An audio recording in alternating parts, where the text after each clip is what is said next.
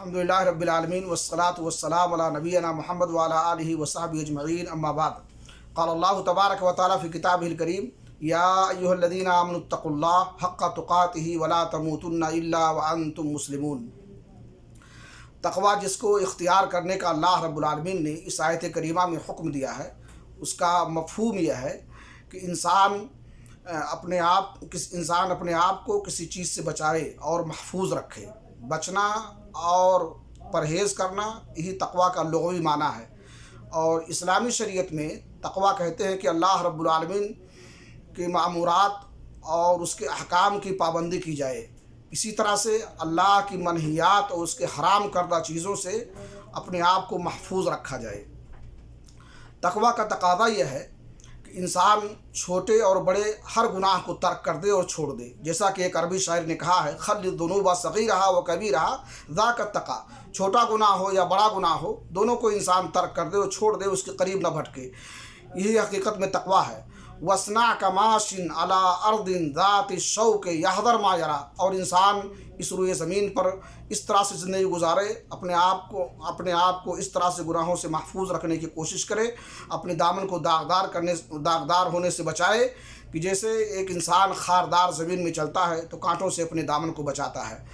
لا تحقرن صغیرۃ ان الجبال من الحصیٰ۔ انسان کو کسی بھی گناہ کو چھوٹا نہیں سمجھنا چاہیے، گناہ کو چھوٹا دیکھ کر کے اس کا ارتکاب نہیں کرنا چاہیے، اس لیے کہ یہ پہاڑ جو ہم کو عظیم بہت بڑا نظر آ رہا ہے، یہ چھوٹی چھوٹی کنکریوں کا مجموعہ ہے۔ انسان جب چھوٹی چھوٹی غلطیاں کرتا رہتا ہے تو دھیرے دھیرے وہ پہاڑ کی شکل اختیار کر لیتی ہیں اور بہت زیادہ ہو جاتی ہیں اور کثیر ہو جاتی ہیں۔ اس لیے چھوٹے اور بڑے ہر گناہ کو ترک کر دینا چاہیے اور چھوڑنا چاہیے، بلکہ کمال تقوی یہ ہے کہ انسان ایسی چیزوں کے بھی قریب نہ جائے جو مشکوک ہوں اور مشتبہ ہوں، جن کی حلت اور حرمت اس کے نزدیک بہت واضح نہ ہو۔ اللہ کے رسول نے فرمایا، الحلال بین والحرام بین وبینہما امور مشتبہات لا یعلمها کثیر من الناس۔ کہ اسلام میں جو چیزیں حلال ہیں وہ واضح ہیں اور ظاہر ہیں، اسی طرح سے وہ چیزیں جو حرام ہیں وہ بھی واضح ہیں اور ظاہر ہیں، اور حلال و حرام کے درمیان کچھ ایسی چیزیں ہیں جن کی حلت اور حرمت جو ہے بہت سارے لوگوں پر واضح نہیں ہے۔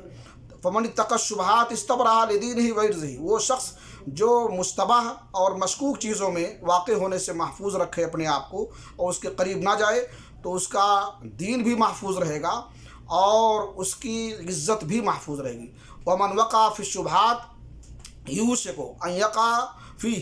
اور وہ شخص جو مشتبہ چیزوں میں واقع ہو جائے گا تو قریب ہے کہ وہ جو ہے حرام میں واقع ہو جائے اور حرام کا ارتکاب کر لے۔ جیسے کہ ایسا شخص جو اپنے ریوڑ کو اور اپنے جانوروں کو شاہی چراگاہ کے قریب چرائے اور اس سے قریب لے جائے، تو اس بات کا امکان ہے اور اندیشہ ہے کہ شاہی چراگاہ جو اس کے لیے مخصوص ہے اس میں وہ گھس جائیں اس کے جانور، اور اس میں اسے وہ چر لے جو اس کے لیے ممنوع ہے، اور وہاں جانے کے لیے اس کے لیے گنجائش نہیں ہے۔ اس کے بعد اللہ کے رسول نے فرمایا، الا ان لکل ملک حما وان حمی اللہ محارمہ۔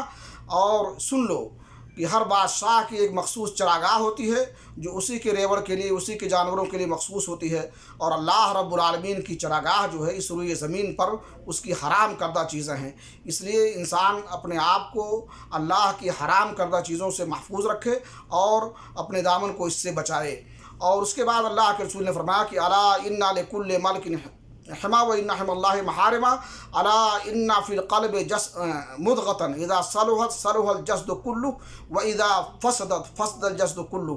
کہ سن لو، انسان کے جسم میں ایک لتھڑا ہے کہ وہ جب صالح ہوتا ہے اور ٹھیک ہوتا ہے تو جسم کے سارے اعضاء، سارے جوارے جو ہے صالح ہوتے ہیں، اور اگر اس میں فساد آ جاتا ہے تو جسم کے دیگر اعضاء بھی فساد میں مبتلا ہو جاتے ہیں۔ انسان کا دل اگر صالح ہے اور اس کے اندر صالحیت ہے، تقوی ہے، تو زبان سے کہ وہ ایسی باتیں نہیں کہے گا جس میں اللہ رب العالمین کی نافرمانی ہو اور جو اللہ کی مرضی کے خلاف ہوں۔ اسی طرح سے آنکھ سے ایسی چیزوں کو نہیں دیکھے گا جو اللہ کی مرضی کے خلاف ہوں۔ سارے اعضاء و جوارے اس کے درست رہیں گے۔ اللہ رب العالمین سے دعا ہے کہ اللہ تعالی ہمیں اپنے احکام ہمیں توفیق بخشے کہ اس کے احکام کی ہم پیروی کریں اور فرمانبرداری کریں، اور جن چیزوں سے اسلام نے منع کیا ہے، جو اللہ کی محرمات ہیں، ان سے ہمیں بچائے اور محفوظ رکھے۔